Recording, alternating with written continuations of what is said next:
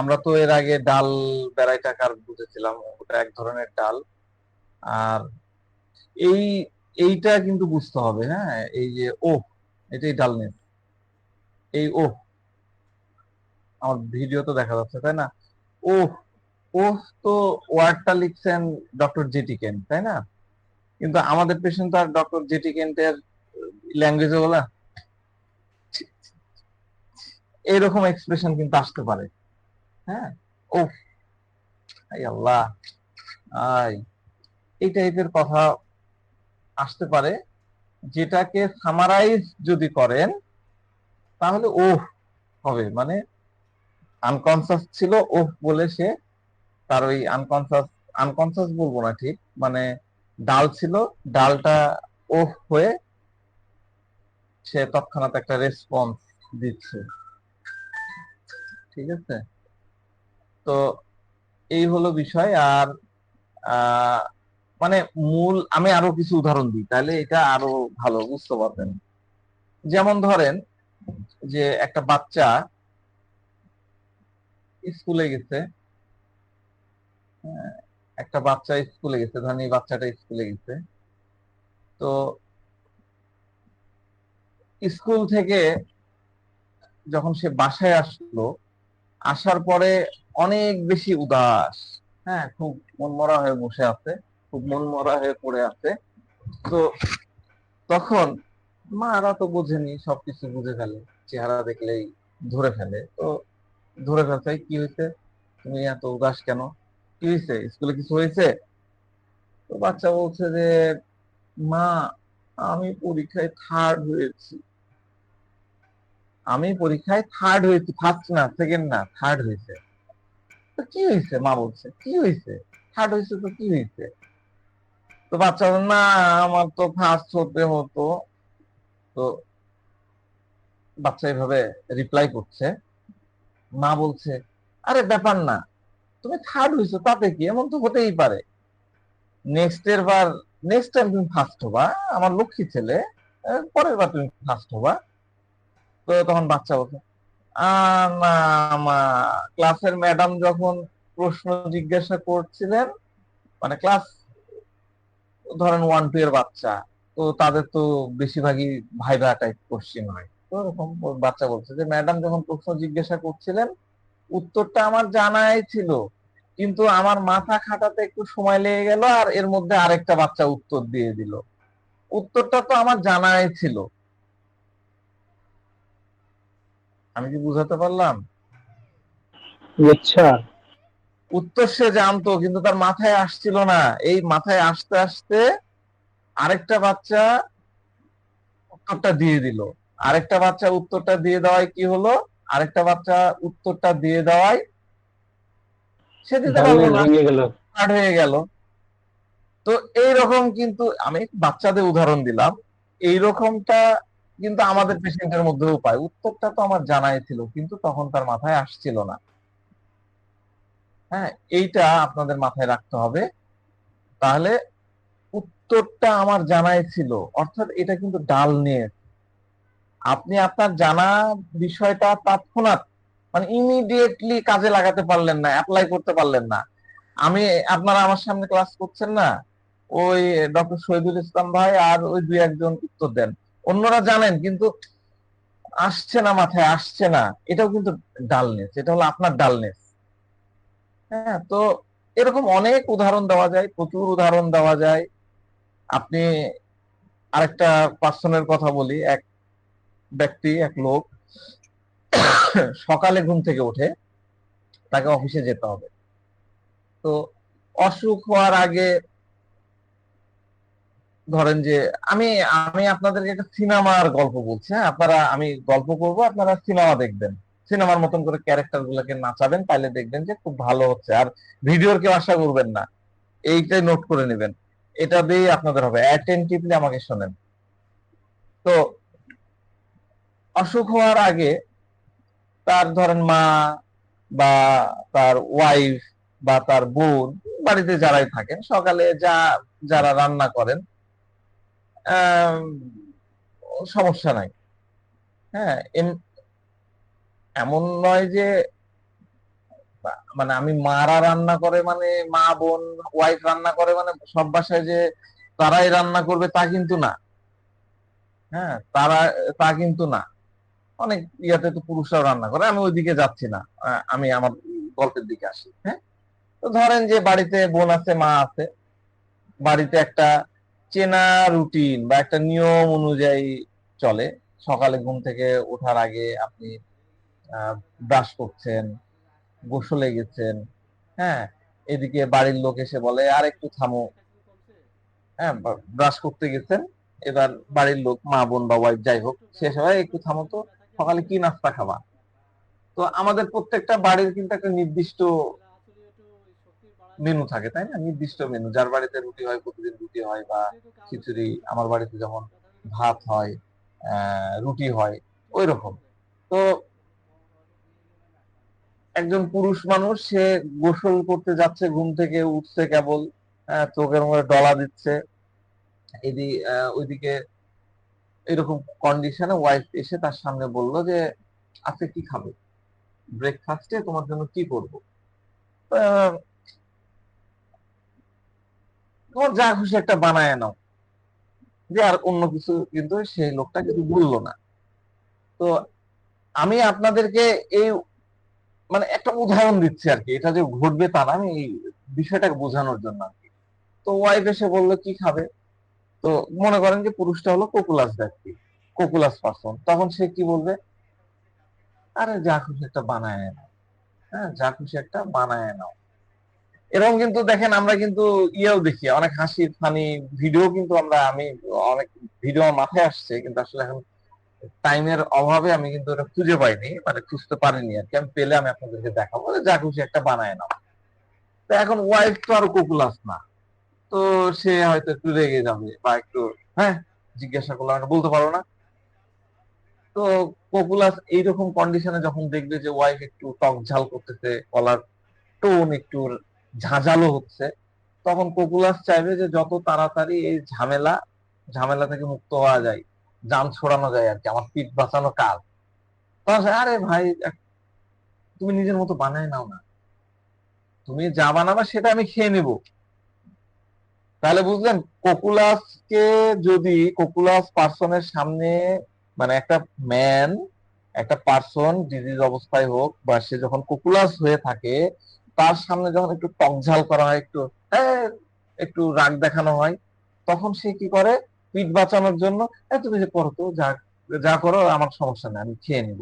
এটা হলো কোকুলাসের প্রথম রেসপন্স, এটা মনে রাখবেন, এটা নোটও করে নিতে পারেন। প্রথম রেসপন্সটা হবে পিঠ বাঁচানো, যা করো করো তোমার মতো করে করো। তবে মাঝে মাঝে কোকুলাস কিন্তু নিজেও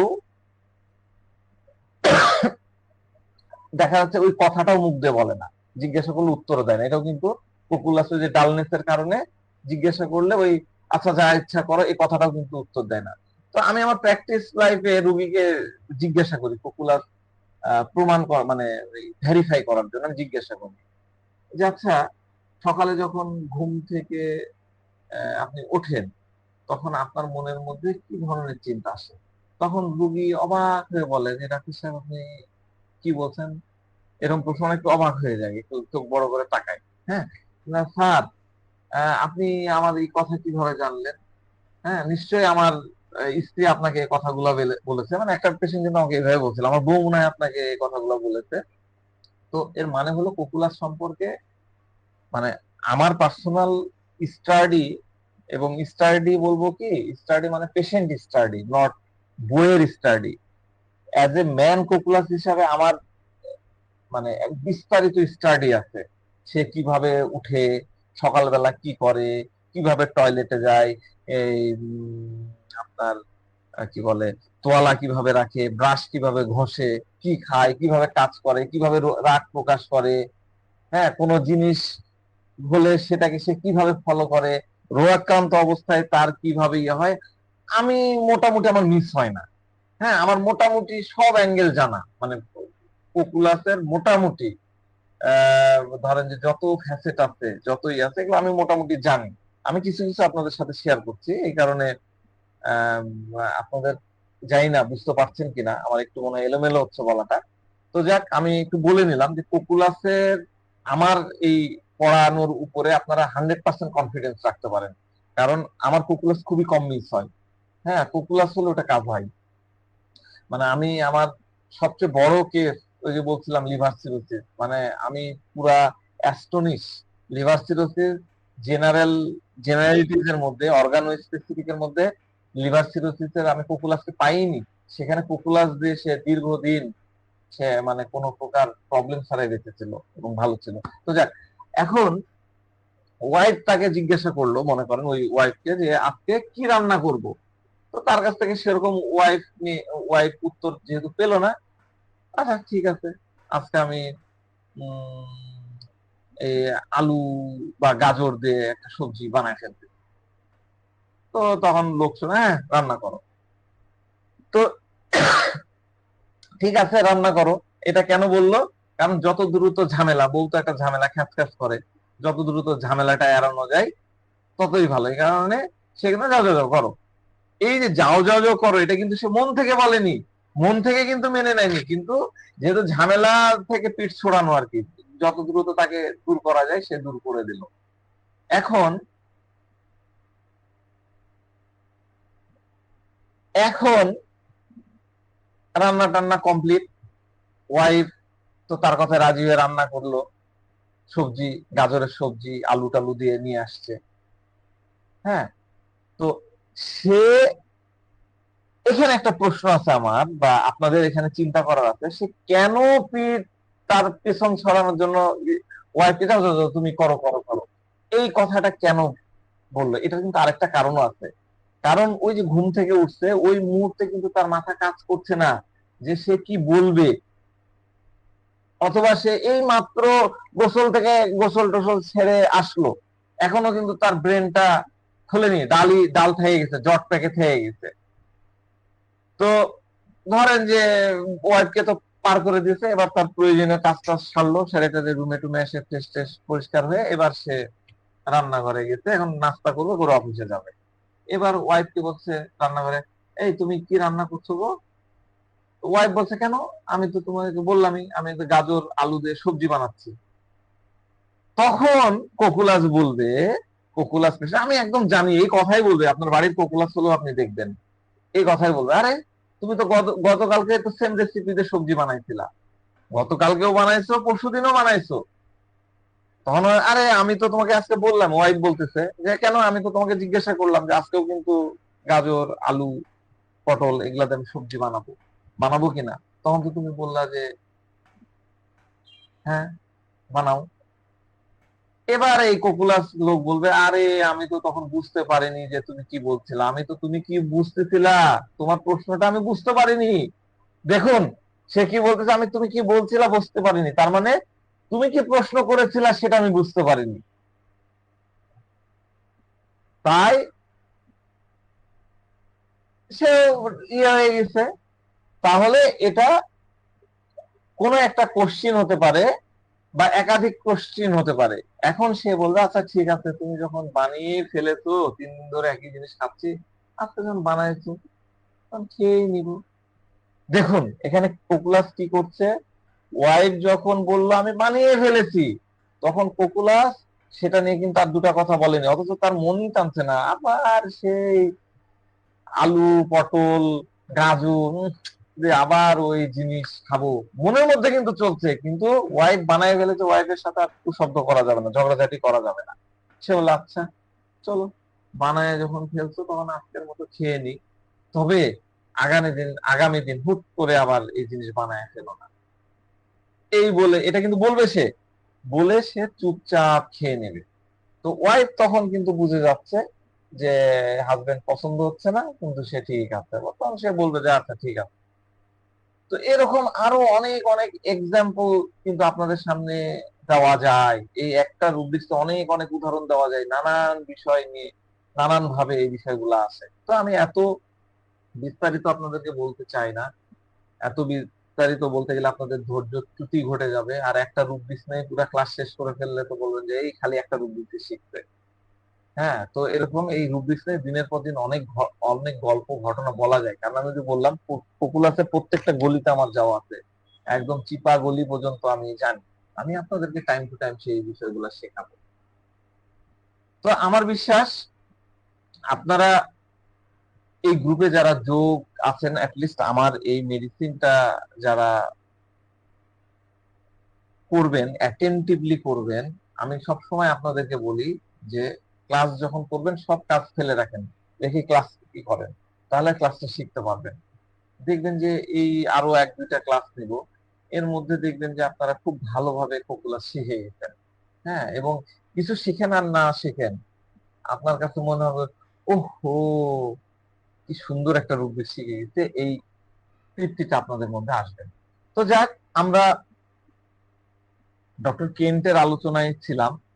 আমাদের গুরু ডক্টর এম এল সেগাল আমাদেরকে কিছু গোল্ডেন অবজারভেশন শিখাইছেন। হ্যাঁ, তার ডিসকভারি অফ হোমিওপ্যাথি বইটাতেও কিছু আছে।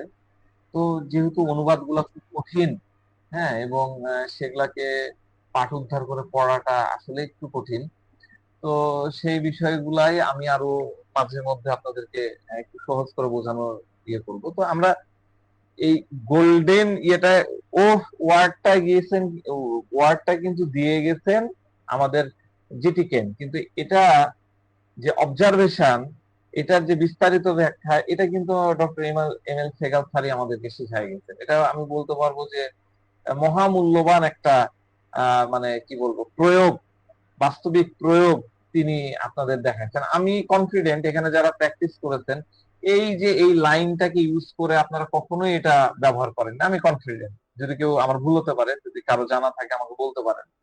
হুম, যে ওহ ওয়ার্ডটা আমরা পড়েছি, কিন্তু আমরা কিন্তু এই শব্দটা রোগীর কাছ থেকে ক্যাচও করতে পারতাম না, এটা কিন্তু ব্যবহারও করতে পারতাম না। হ্যাঁ, তো যা হোক, গুরু সেগাল খুব সুন্দর একটা ওয়ার্ড আমাদেরকে শিখাইছেন।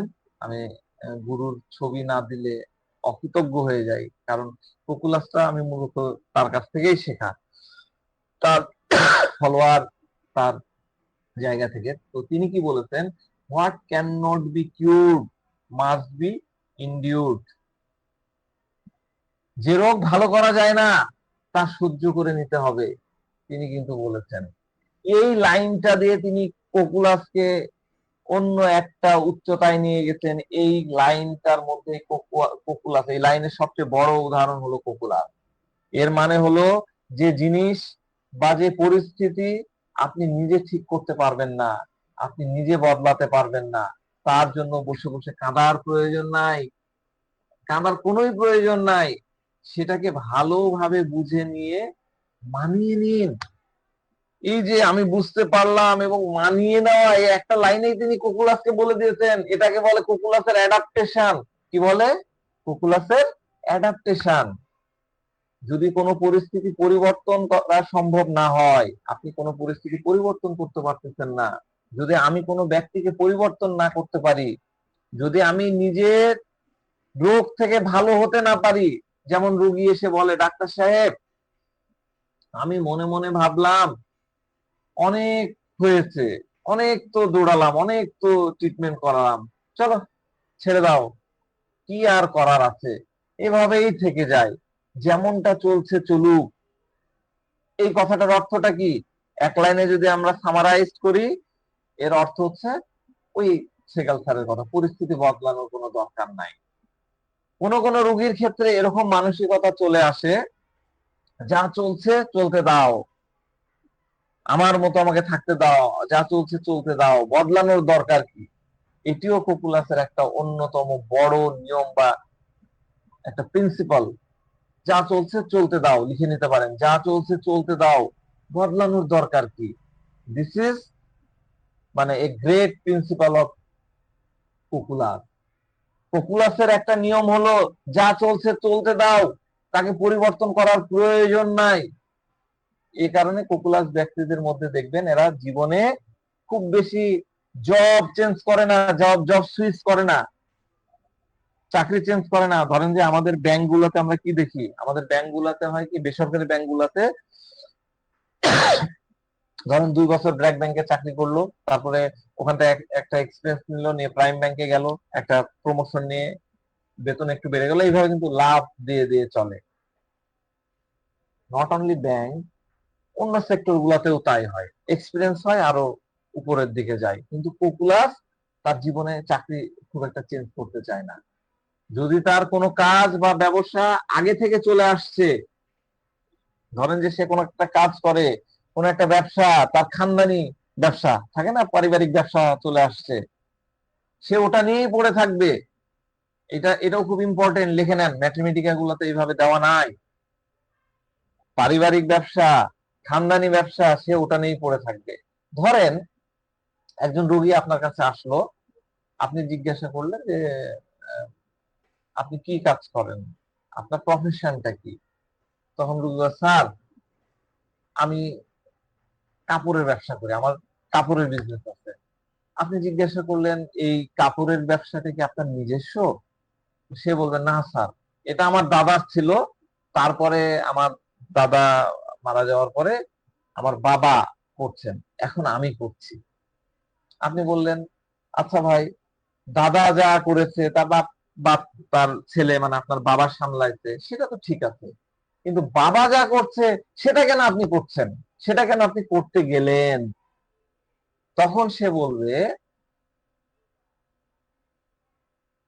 যে স্যার, আমি ভাবলাম এখন তো সব, এখন যখন সব ঠিকঠাকই চলছে, তখন এভাবেই চলতে দাও, এখন আবার নতুন করে পরিবর্তন করতে কেন যাও? আমি তো ভালোই চলছিলাম, ঠিকঠাকই চলছি, এ দিয়ে আমার ফ্যামিলি চলছে, এ দিয়ে সব করছে, তাহলে আমার নতুন করে পরিবর্তন করার দরকার কি?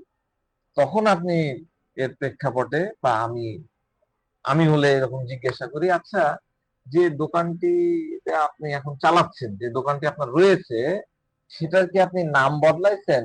বা ওই যে সাইনবোর্ড থাকে, নেম প্লেট থাকে, হ্যাঁ, সেটা কি বদলাইছেন? অথবা হয় কি আমরা নতুন দোকানকে নতুন করে ডেকোরেশন করি, রং করি, মানে দোকানকে নতুন ভাবে নতুন রূপে সাজাই, নতুন ধরনের কাপড়, আগে দেখা যাচ্ছে যে থান কাপড়, গজ কাপড় এগুলা আসতো, এখন নতুন ধাঁচের, নতুন ফ্যাশনেবল বা নতুন কোনো চিন্তা যোগ করেছেন কিনা। আমি কিন্তু রোগীদেরকে খুব ভেঙে ভেঙে প্রশ্ন করি, একদম ক্লিয়ার করে ছোট করে প্রশ্ন করি, অনেক সময় ইলাবোরেট করে প্রশ্ন করি, জাস্ট এইভাবে আপনিও প্রশ্ন করবেন। তো তখন সে জবাব দিবে, না স্যার, দোকানটা আগে যেমন ছিল আজও ঠিক তেমনই আছে, এমনকি 50 বছর আগে আমার দাদা যেভাবে তৈরি করে গেছিল ঠিক সে অবস্থাতেই আছে। ভালো করে বুঝেন, দাদা যেভাবে ডেকোরেশন করেছে, দাদা যেভাবে আহ চালিয়ে রেখেছে, এখন ঠিক একই অবস্থায় আছে। এর মানে হলো যে আগে বললাম যে পপুলাস নিজের জীবনে কোনো চেঞ্জ করতে চায় না। পপুলাস চেঞ্জ তার প্রয়োজন নাই, তার চেঞ্জ করবেই না। তো আপনারা যদি কখনো কারো দোকানে যান, হ্যাঁ, এবং তার মানে কোকুলাসের দোকানে যান এবং তার জীবনের এই বিষয়টা চেনার চেষ্টা করেন, তাহলে দেখবেন যে কাপড়ের বাজারে দুটা দোকান একই রকম, পুরনো, দুটাই 50 বছর আগে স্টাবলিশড হয়েছে। তার মধ্যে একজন হয়তো দোকানটাকে এমন চকমকে একদম কালারফুল ঝিকঝাক একদম ফ্যান্সি করে মানে সাজিয়ে গুছিয়ে নিয়েছে, আর অন্যতম দোকান মানে অন্য দোকানটা দেখবেন ঠিক আগের মতন রেখেছে, তার ভিতরের স্ট্রাকচার কাঠামোর কোনো পরিবর্তন হয়নি। এমনকি ওই যে ধরনের কাপড় তারা বিক্রি করতো, ওই থান কাপড়, ওই গজ কাপড়, ওই মার্কিন কাপড়, ওই রকমই কাপড় রাখা আছে, কিচ্ছু বদলায়নি। তার মানসিকতা হলো যেমন চলছিল চলতে দাও। পপুলাস কোনো পরিবর্তন বা কোনো চেঞ্জ ডিজায়ার তার মধ্যে থাকে না, চেঞ্জ ডিজায়ার মধ্যে আপনি পপুলাসকে পাবেন না। তাই তাদের মধ্যে পরিবর্তনের কোনো আকাঙ্ক্ষা থাকে না, নো ডিজায়ার ফর চেঞ্জ থাকে। সে মনে করে যা চলছে এভাবেই চলতে দাও, তার মনে হয় এই বয়সে আবার কে পরিবর্তন করতে যাবে। এটাই হলো কোকুলাসের সবচেয়ে বড় স্বভাব, নেচার, ফিতরাত। আসলে উর্দুতে বলে না ফিতরাত, এটাই হলো তার ফিতরাত। তো এর মানে এমন হতে পারে যে পড়াশোনা শেষ করার পর আজ যে রুগীর বয়স 25 বছর, সে গত ধরে ওই দোকানেও যায়নি, মাত্র গত 2-3 বছর ধরে দোকানে যাওয়া শুরু করছে, এবং তার এই রোগটা হয়তো হয়েছে 6 বছর ধরে, আর সে দোকানে যাচ্ছে 3 বছর ধরে। এর মানে দাঁড়ায় যে তার নেচার বা তার স্বভাব হলো শুরু থেকেই কোকুলাস প্রকৃতির ছিল, কিন্তু সে যখন কাপড়ের বিজনেস বা ব্যবসা সামলাতে দোকানে গেল, সে সেখানে ঠিক আগের মতোই রয়ে গেল, এবং কোকুলাস স্বভাব যেহেতু পরিবর্তন করব না, তাহলে সে কোনো প্রকার পরিবর্তনও করবে না। এই বিষয়টা মাথার মধ্যে রাখবেন। আরেকটা বিষয় হলো, আমরা যদি এই বাক্যটাকে ধরি যে যে রোগ ভালো করা যায় না, একটু আগে বললাম না যে রোগ ভালো করা যায় না, স্লাইডে লেখা আছে যে রোগ ভালো করা যায় না, সে রোগ চলতে দাও, ওইটা যেরকম আছে সেরকম থাকতে দাও। হ্যাঁ, what can not be cure must be endured, ওটাকে ওইভাবে চলতে দাও। মানে আমাদের সেগাল স্যারের যে লাইনটা, এই লাইনটাকে আমরা যদি রুব্রিক্সে কনভার্ট করতে পারি, তাহলে কনভার্ট করতে চাই, তাহলে কি কনভার্ট হবে? রুব্রিক্স কি হবে? Any idea? recognizing everything but cannot হ্যাঁ, এটা তো বড় বড় দিক দিয়ে চলে গেলেন, খুব কাছাকাছি হবে। yielding disposition. হ্যাঁ, থ্যাংক ইউ, এটা হবে এল্ডিং ডিসপোজিশন। এই যে এল্ডিং ডিসপোজিশন, ছবিও দিয়ে দিতে, দেখছেন? এল্ডিং ডিসপোজিশন। তো এটা খুবই ভালো একটা রুব্রিক, খুবই মজার একটা রুব্রিক। আমরা ব্যাম্বুসা যখন পড়াচ্ছিলাম তখন এটা নিয়ে অনেক বিস্তারিত আলোচনা করেছিলাম। আজকে কোকুলাসের আঙ্গিকে করব। দেখেন, এই আপনারা যদি এই যে মেডিসিনের লিস্ট গুলা দেখেন, হ্যাঁ, এই জায়গায় দেখবেন, দেখেন মেডিসিনের পাশে যে পিঙ্ক কালারের জিটি লেখা আছে, এপিসের পাশে, হ্যাঁ, তারপরে ক্যালকিনিয়াম সিলিকেটের পাশে K3 লেখা আছে, এগুলো হলো মূলত কে প্রুভিং এ ঢুকাইছে অথারদের নাম। ঠিক আছে? তো এই মেডিসিনের বেশিরভাগই, এই রুব্রিক্স এর বেশিরভাগই মেডিসিন হলো মিক্সড, বিভিন্ন জন বিভিন্ন ভাবে পেয়েছেন। এগুলো দেখা যাচ্ছে যে আপনি কেন্টের পুরনো রেপার্টরি যদি দেখেন, তাহলে বেশিরভাগই সোর্স হচ্ছে বনিং হাসেন, এখানে দেখতে পাচ্ছি জার, হ্যাঁ, গ্যালভার্ডিন, এগুলা থেকে আসছে। তো এইখানে আমাদের এই যে কোকুলাস যে ওষুধটা, দেখেন কোকুলাসের এখানে লেখা আছে না বিডি, তারপর আর মানে এই বি এর ইয়ে হলো বনিং হোসেন। হ্যাঁ, বনিং হোসেন থেকে এই কোকুলাসের ইয়েটা, এই রেপার্টরি। ঠিক আছে, বনিং হোসেনের ফাইন্ডিং কোকুলাসের এল্ডিং ডিসপোজিশন, উনি এটাকে প্রত্যক্ষ করেছেন বা উনি এটাকে দেখেছেন। এর মানে হলো যে এই রুব্রিক্স অর্থাৎ এল্ডিং ডিসপোজিশনকে আলাদা আলাদা লেখক বা অথার আলাদা আলাদা বিভিন্ন ভাবে ওষুধ প্রয়োগ করেছেন, কিন্তু বনিং হোসেন এই কোকুলাসটাকে পেয়েছেন, আর অন্য যে মেডিসিন গুলো অন্য অন্য অথার গুলা পেয়েছেন। ঠিক আছে, এটা একটু মাথায় রাখতে হবে। গ্যালভার্ডিন কোকুলাসকে কিন্তু যুক্ত করেনি, যুক্ত করেছেন কে? বনিং হোসেন। আবার এই যে প্রকাশেরটা দেখেন, প্রকাশে কিন্তু বনিং হোসেন নাই। হ্যাঁ, এলেন পালসেটিলাকে যুক্ত করেননি। অর্থাৎ যারা যে ওষুধগুলা পেয়েছেন এল্ডিং এর মধ্যে, তারা ওই জায়গায় ওটাকে সংযোগ করেছেন বা এডিশন হিসাবে মেডিসিন গুলাকে তালিকাভুক্ত করেছেন। তো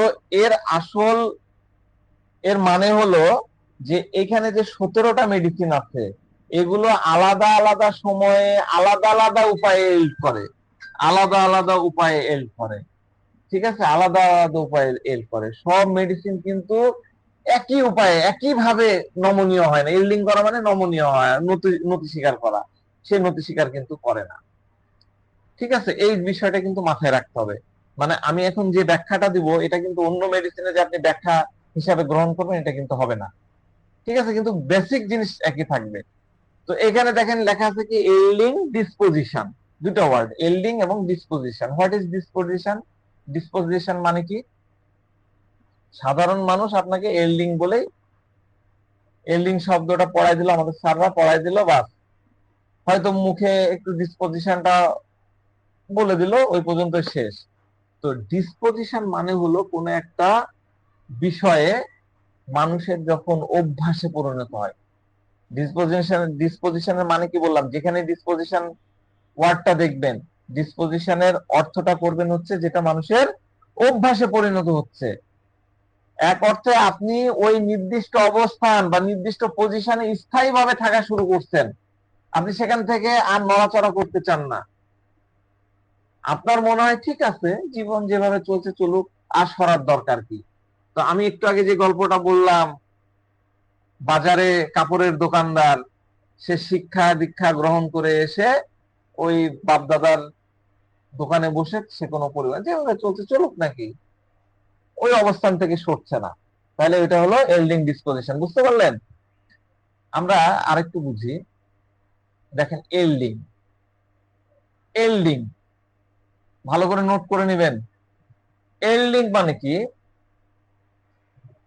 এল্ডিং এ দেখেন আমরা দুটো জিনিস দেখতে পাচ্ছি। দেখতে পাচ্ছেন, আমি আমার ফিগারে দিতে কি দেখতে পাচ্ছি? অ্যাকোমোডেটিভ।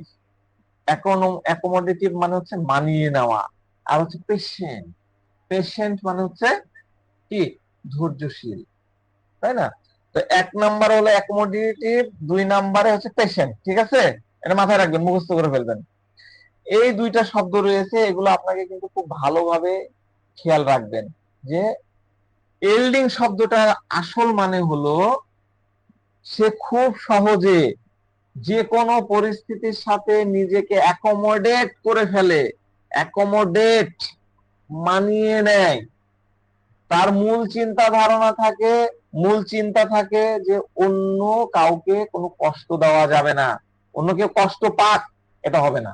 আমার দ্বারা অন্য কেউ কষ্ট পাক, আমি অন্য কাউকে কষ্ট আমি দিব না, দেওয়া যাবে না। সে মনে মনে ভাবে, ভাই ঠিক আছে, কোনোভাবে তো দিন চলে যাচ্ছে, দিন গুজার গুজার যা রা হ্যায় বলে না হিন্দিতে, গুজার যাচ্ছে মানে দিন চলে যাচ্ছে, এভাবে চলতে দাও। জীবন যেভাবে চলে যাচ্ছে সেভাবে চালিয়ে নাও।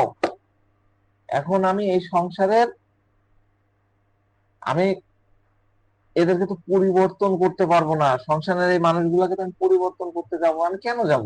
দরকার নাই, যেভাবে চলছে চলে যাক। তাহলে আপনাদের খেয়াল রাখতে হবে, এই এল্ডিং শব্দটা, এল্ডিং শব্দটা আপনাদেরকে কিন্তু খুব ভালোভাবে শিখতে হবে। আর দ্বিতীয় ওয়ার্ডটা হলো পেশেন্ট। পেশেন্ট মানে হলো প্রচুর ধৈর্য থাকে। এই রুব্রিক্সে থাকা এল্ডিং ডিসপোজিশনে দেখেন, এখানে এই এই রুব্রিক্সে কতগুলো আছে? এখানে বললাম 17টা, তাই না? এই দেখেন 17টা মেডিসিন আছে। এই 17টা ছাড়াও কিন্তু আরো মেডিসিন আছে পরের এডিশন গুলাতে, পরের যে সিনথেসিসের ভার্সন, সেখানে আরো মেডিসিন আছে। আমি ওগুলা দিইনি, আমি শুধুমাত্র কেন্টের এডিশন পর্যন্ত রেখেছি। হ্যাঁ, তো সেখানে যতগুলা মেডিসিন আছে, যতগুলা মেডিসিন এখানে আসছে, সবাই খুবই ধৈর্য রাখে, খুবই ধৈর্য রাখে। এবং মানে এদের এই সবকটির মধ্যেই কিন্তু এই দুটো শব্দ আসবে। এই যত মেডিসিন আছে সবগুলোর মধ্যে অ্যাকোমোডেটিভ মানে মানিয়ে নেওয়ার স্বভাব এবং পেশেন্ট, এই দুটো শব্দই কিন্তু তাদের ক্ষেত্রে আসবে, কিন্তু আলাদা আলাদা উপায়ে এক একটা মেডিসিনের উপরে কাজ করে। যেমন স্টাফিসিগিয়া, এখানে স্টাফিসিগিয়া আছে, ডিস্টাফিসিয়া অন্যভাবে থাকবে। স্টাফিসিয়া এবং পপুলাস কিন্তু দুই ভিন্ন ধরনের রিমেডি। হ্যাঁ, এবং মজার ব্যাপার হচ্ছে স্টাফিসিয়া এবং কোকুলাস এই দুইটা প্রেসক্রাইব করতে গেলে আমিও কিন্তু মাঝে মধ্যে ধোকায় পড়ে যাই, বিভ্রান্তি আমারও হয়ে যায়। আমরা আসবো, আলোচনাগুলো করব। তো যাক, আমরা নেক্সট স্লাইডে আসি। পরেরটা হলো হোয়াই হি চুজ টু এল্ড। সে কেন এল পছন্দ করছে, হ্যাঁ, এল করতে চাচ্ছে। আচ্ছা, এখন একটা কথা হলো, পপুলাসের রোগী যখন আপনার কাছে আসে, পপুলাসের রোগী আপনার কাছে যখন আসে, ধরেন যে একটা রোগী যার বয়স ছিল 45 বছর। আমি আপনাদেরকে সিনেমার মতন করে গল্প বলছি, আপনারা খালি গল্পগুলো শুনে যান। আজকে যে রোগীটা আসছে তার বয়স 45 বছর। সে আপনার কাছে আসছে, কিন্তু তার রোগ শুরু হয়েছিল মনে করেন যে 2 বছর আগে, 43 বছর বয়স যখন ছিল তখন।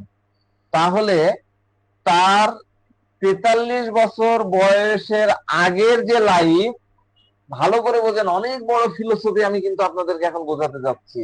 আজকের যে পেশেন্টটা আপনার কাছে কোকুলাস হয়ে আসলো 45 বছর বয়সে, 2 বছর আগে যখন তার ওই অসুখটা শুরু হলো, তার আগের লাইফ, তার আগের লাইফ, সে সময় সে হয়তো অন্য কোনো মেডিসিনে ছিল, হতে পারে মিক্সড মেডিসিন, হতে পারে ডিফারেন্ট টাইপের মেডিসিন হতে পারে, অর্থাৎ তাদের অন্য কোনো নেচার থাকতে পারে। হতে পারে তখন সে স্ট্যাটিস্টিক্রিয়া পার্সন ছিল। হ্যাঁ, এখানে পার্সন এবং পেশেন্ট দুটা কিন্তু দুই জিনিস, দুটা আলাদা শব্দ, এটা কিন্তু মাথায় রাখতে হবে। পার্সন এন্ড পেশেন্ট, এই দুইটা কিন্তু দুই জিনিস, এটা মাথায় রাখতে পারে। তো হতে পারে 43 বছর বয়সে সে পালসিটিলা ছিল, অথবা সে 43 বছর বয়স পর্যন্ত সে বেলেডোনা ছিল, স্বভাবগত ভাবে, মানে যে ডিসপোজিশন বাই নেচার। হ্যাঁ, ব্যক্তি সাধারণত কেমন হয়, যখন আমরা কারোর সাথে ধরেন যে একই ছাদের নিচে থাকি, যেমন আপনি আপনার ভাইয়ের সাথে থাকেন, আপনার মায়ের সাথে থাকেন, আপনার বাবা বা বোনের সাথে থাকেন, তো হয় কি, আমরা যখন আমাদের নিজের একই বাড়িতে একই ছাদের নিচে থাকি, তো নিজের বাড়ির কেসগুলো বোঝাটা খুব বেশি মুশকিল হয়ে যায়। কেন হয়ে যায় জানেন? কেন হয়, কেন আপনি আপনার মিসেস বা আপনার ছেলে বা আপনার সন্তান বা আপনার বাবা মার আপনি প্রেসক্রিপশন খুব ইজিলি করতে পারেন না, কেন সেগুলা বেশি মুশকিল হয়ে যায়? কারণ বাড়ির কেসগুলা আমরা ছোটবেলা থেকে দেখে আসছি, শৈশব থেকেই তার প্রতি আমাদের একটা নির্দিষ্ট পারসেপশন তৈরি হয়েছে, এ তো বেলেডোনা, এ তো পালসেটিলা, এ তো ফসফরাস, এ তো আর্সেনিক, আমাদের মাথার মধ্যে হয়ে যায়। আমার মা একদম বেলেডোনা প্রকৃতির মানুষ। হ্যাঁ, কিন্তু আমরা এটা বুঝতে পারি না যে যখন অসুস্থ হচ্ছে বা রোগাক্রান্ত অবস্থায়, সে সময় তিনি হয়তো আর বেলেডোনা থাকছেন না। রোগের সময় মানুষের স্বভাবের মানে ন্যাচারাল স্বভাব, যেটা চলে আসা স্বভাব, সেই স্বভাবের কিন্তু বদল হয়ে যায়। রোগের সময় দেখা যাচ্ছে যে আমার মা অনেক চুপচাপ শুয়ে থাকতেছেন, অথচ তিনি যখন সুস্থ থাকেন সারাদিন কাজের মধ্যে থাকেন, কাজ নাই তো খই ভাগ, এই টাইপের কাজের মধ্যে থাকেন। তাহলে আমরা দুটো সম্পূর্ণ আলাদা নেচার দেখতে পাচ্ছি। এমনিতে আমার মা সকাল থেকে সন্ধ্যা পর্যন্ত, আমার বউ উঠুক আর না উঠুক, তিনি কিন্তু একটানা কাজ করে যান। কিন্তু তিনি যখনই অসুস্থ হন, তখন দেখা যাচ্ছে একদম চুপচাপ বিছানায় শুয়ে শুয়ে পড়ছেন। এর মানে দাঁড়ায়, আপনার মাও যদি হয় এরকম করে, তাহলে আপনার মা যখন অসুস্থ থাকেন তিনি তখন অন্য এক স্বভাবের মানুষ হয়ে থাকেন, এবং যখন তিনি অসুস্থ হন তখন তার দেখা যাচ্ছে পুরা মেন্টাল স্টেটটা সম্পূর্ণ বদলে যায়। তাই রোগের সময়ের মেন্টাল স্টেট বদলে যাবে, এর মানে হলো এই রোগী কিন্তু সারা জীবন ধরে পপুলাসের মতন এল্ডিং প্রকাশ করবে না। এটা কিন্তু মাথায় রাখতে হবে। এমন নয় যে সে জন্মের সাথে সাথে কোকুলাস হয়ে গেছে, কিন্তু তার ভেতরে কোকুলাস, এটাকে বলা হচ্ছে ট্রেট, কিছু ট্রেট আগে থেকে চলে আসে। ট্রেট, ট্রেট মানে কি? ট্রেট মানে হলো তার ছোটবেলা থেকে বা শৈশব থেকে কোনো না কোনো ভাবে, তার মায়ের কাছ থেকে হতে পারে, তার বাবার কাছ থেকে হতে পারে, তার বড় ভাই বা বড় বোনের কাছ থেকে হতে পারে, জেনেটিক্যালি হতে পারে, তার ভেতরে কোকুলাসের কিছু শেড চলে আসে, কিছু ট্রেট, সেই শেডটাকে আমরা ট্রেট বলতেছি, কিছু বৈশিষ্ট্য। ট্রেট মানে আসলে বৈশিষ্ট্য, কিছু বৈশিষ্ট্য তার ভেতরে চলে আসছে। যেমন মানুষের শরীরে রোগের কিছু ট্রেট আসে, যেমন আমরা বলি না যে এটা জেনেটিক্যাল সমস্যা, এটা হেরিডিটিক্যাল রোগ, আমরা তো বলি এরকম। বা অটো ইমিউন ডিজিজ, আমরা বলি যে অটো ইমিউন ডিসঅর্ডার। তো এইভাবে বিভিন্ন রোগে আলাদা আলাদা নামে কিন্তু আমরা ডেকে থাকি। তো তাহলে মূল কথায় আসি, একজন রোগীর ভেতরে এই কোকুলাস মেন্টাল স্টেটটা আসলো কোথা থেকে? এই যে আমার স্লাইডে দিয়েছি যে কোথায় থেকে আসে। সেটা যদি এসে থাকে তার বাবা মা কাছ থেকে, তাহলে বাবা মার কাছ থেকে হতে পারে। এর মানে হলো এটা হতে পারে যে তার মা বাবা এই দুইজনের কেউ একজন কোকুলাস প্রকৃতির ছিল, এটা নিশ্চিত। হয় বাবা, না হলে মা, অথবা দুইজনই কোকুলাস ছিলেন। আর প্র্যাকটিসে যদি আপনি এই বিষয়টা খেয়াল না রাখেন, তবে একটা বিষয় মনে রাখবেন, যে আপনার রুগীকে এই প্রশ্নটা আপনি করতে পারেন। আপনি জিজ্ঞাসা, আচ্ছা, মানে আপনি জিজ্ঞাসা করবেন, আচ্ছা এখন আমাকে বলুন তো, আপনার ফ্যামিলির এমন কেউ কি আছেন যিনি অসুস্থ হলে ঠিক আপনার মতনই বিহেভ করে? এই আমি কিন্তু এই প্রশ্নগুলো করি বলে এই কথাগুলো আপনাদেরকে বলতে পারছি। তখন রোগী বলে, হ্যাঁ স্যার একদম ঠিক বলছেন, আমার মনে পড়ছে, আমার বাবা, আমার মা এরকম না, তবে আমার দাদু ভাই যিনি ছিলেন, আমার দাদা, হ্যাঁ, এবং আমার বড় ভাই, এই দুইজনই আমি দেখেছি যখনই অসুস্থ হয়। এমনকি আমি আমার দাদু ভাইকে দেখেছি স্যার, তিনি যখনই অসুস্থ হতেন তিনি ঠিক এরকম আচরণ করতেন। আমার বাবাকে আমি ওরকম দেখিনি, হ্যাঁ, কিন্তু আমার দাদা তিনি যতদিন বেঁচে ছিলেন অসুস্থ হলে তিনি এরকমটাই করতেন। তাহলে আপনারা নিজেরাই দেখুন, এই যে কোকুলাসের ট্রেট, একজন রোগী 43 বছর পর, 45 বছর বা 50 বছর পরে যখন আপনার কাছে আসে, সে কেন কোকুলাসের মতন করে কথা বলছে? কারণ তার ভেতরে একটা জেনেটিক্যাল ট্রেট প্রচ্ছন্নভাবে কিন্তু ছিল, যেটা কেবল তার অসুস্থতা বা যখন সে রোগাক্রান্ত হয়, ডিজিজ স্টেটে তার মধ্যে হয়, তখনই সেটা প্রকাশ পায় এবং এক্সপ্রেস হয়। এমনি সময় সে স্টাফেসিগ্রিয়া বা অন্য মতন হয়তো থাকে। তো পপুলাস যে রোগী, সে নিজে নমনীয় বা এল্ড হওয়ার জন্য এই পথ কেন বেছে নেয়? কারণ দেখেন, কারণটাও আমি সুন্দর করে লিখে দিয়েছি। দেখেন, হি রিকগনাইজ দ্য রিয়েলিটি। এই এই এই লাইনটা কিন্তু আমাদের শ্রদ্ধেয় গুরুর দেওয়া। He recognize the reality that it is unless to make an effort to change another person's behaviour. খুব ভালো করে পড়েন।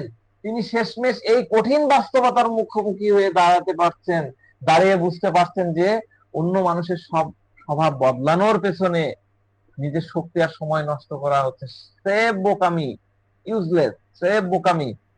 কারণ কাউকে জোর করে বদলানো যায় না। এখন আসে আমাদের পয়েন্ট, পরের পয়েন্ট কি পয়েন্ট? এল্ড হওয়ার জন্য পপুলাসের আসলে কি প্রয়োজন? আমি কেবল পপুলাসের কথাই বলছি, অন্য সব মেডিসিনের কথা কিন্তু বলছি না, এটা মাথার মধ্যে রাখেন। এল্ডিং ডিসপোজিশনের মধ্যে আরো যে মেডিসিন আছে সেগুলোর কথা বলতেছি না আমি, শুধুমাত্র আমার ফোকাস কার উপরে? পপুলাসের উপরে। তো সে যদি এল্ড করে, সেটি তার ডিসপোজিশন বা স্বভাব, সেটা তার স্বভাব। তার মানে এ হয় যে এল্ড হওয়াটা সে নিজে থেকেই পছন্দ, এল্ড যে হতে হবে এটা তার নিজের মধ্যে থেকে পছন্দ। এল্ড হওয়া তার নিজস্ব একটা প্রয়োজন বা নিড। মানে আমি আপনাদেরকে এটা বুঝায় বলতে চাই যে এল্ডিং ডিসপোজিশন কিন্তু কোনো অসুস্থ বা সিকনেস নয়। এল্ডিং ডিসপোজিশন কোনো রোগ বা ডিজিজ নয়। এল্ডিং ডিসপোজিশন হলো তার ভিতরে একটা নিড, একটা তার মানসিক প্রয়োজন। আমি বুঝাতে পারলাম? এল্ডিং ডিসপোজিশন ডেফিনেটলি কোনো অসুস্থতা নয় পপুলাসের ক্ষেত্রে। তো সে এমন এক ধরনের স্বভাবের মানুষ হয় যে সে নিজে এল্ড হওয়াটাকে পছন্দ করে। সে এল্ড থাকার মাধ্যমে নিজের কমফোর্ট খুঁজে পায়, স্বস্তি খুঁজে পায়। এর মধ্যে তার কোনো অপমান বা ইনসাল্ট হচ্ছে না, তার কোনো বেজ্জতি হচ্ছে না। এল্ড হলে তার কোনো অপমান হচ্ছে না, ইনসাল্ট হচ্ছে না, বেজ্জতি হচ্ছে না। সে মনে মনে ভাবে, ঠিক আছে ভাই, এখন কার সাথে আর তর্ক করতে যাব? সামনের মানুষটা যদি আমার কথা নাই বোঝে ডাক্তার সাহেব, তবে আমি কি তাকে করতে পারি? আমি তাকে কি আর বলতে পারি? আমি বড়জোর তাকে কথা বলতে পারি, ভাই তুমি ডাক্তারের কাছে যাও, তুমি চিকিৎসা করিয়ে নাও, আমার কথা তুমি তো শুনছোই না, যাও ডাক্তারের কাছে যাও, ইয়ে করে নাও। তো আমি ডাক্তার সাহেব অনেক বন্ধুকে কথা বলেছি, আমি আপনার কাছে রেফারও করেছি, কিন্তু তারা তো আসতে চায় না। এইভাবে কিন্তু এল্ডিং ডিসপোজিশনের পার্সনরা কথা বলে। ঠিক আছে? তো আমি একদম রিয়েলিটির মধ্যে এখন আপনাদেরকে নিয়ে আসবো। হ্যাঁ, রিয়েলিটি, রিয়েলিটি এখানে দেখেন, এই যে রিয়েলিটি, আমরা পরের ইয়েতে আসি।